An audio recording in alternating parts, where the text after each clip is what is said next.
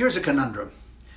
According to an article in Canada's national newspaper, the Globe and Mail, from the Africa correspondent, very good correspondent based in Johannesburg, the government of South Africa requires 20,000 testing kits a day, and they are receiving a maximum of 20,000 testing kits a week.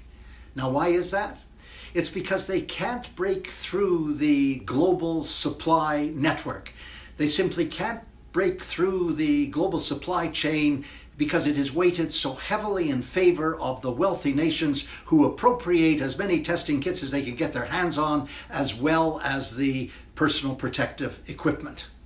Now, South Africa has become the epicenter of the virus on the continent. There are over 40,000 cases. There are now nearly 1,000 deaths. South Africa is struggling. But if South Africa is struggling, imagine the rest of the continent where the virus has begun to rage exponentially. Many people thought, I was wrong, by the way, that the virus would spread only incrementally through Africa. That's not the case. There are now over 160,000 cases and nearly 5,000 deaths. And countries simply have no capacity to handle it.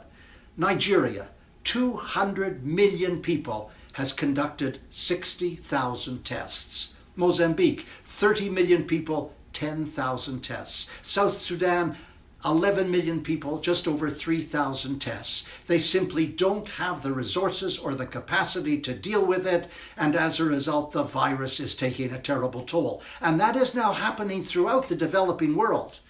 In the Middle East, in South Asia, in Africa, in Latin America, the virus is moving inexorably through the populations. In Latin America, you've got Brazil, where, by the way, the indigenous peoples are terribly at risk. In addition to Mexico, in Chile and Peru and Ecuador, thousands of new cases every day. In truth, generally speaking, in the developing world now, more than 100,000 new cases every day, rivaling what used to be the situation for Italy and Spain and the UK and the United States taken together. These countries simply do not have the resources or the response. We know what it takes now. We've had the virus for 4 months. We know that testing and contact tracing and face masks and physical distancing can reduce the carnage hugely, but it's not available to developing countries. And so once again, we have this terrible chasm of inequality where the rich nations talk about the recovery and the poor nations look at the toll of death. That was last week. I'm Stephen Lewis.